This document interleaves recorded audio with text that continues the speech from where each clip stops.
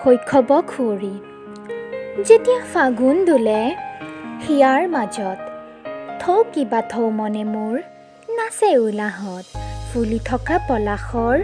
ৰঙৰ মেলাই ল'ৰালিৰ অতীতক দিয়ে সোঁৱৰাই পৰেনে মনত তোমাৰ সেই দিনবোৰ ভাল লাগে ভাবিলে অতীত জীৱন মোৰ খেলিছিলোঁ কত খেল সমনীয়াৰ সতে আপোন পৰ নাই মনত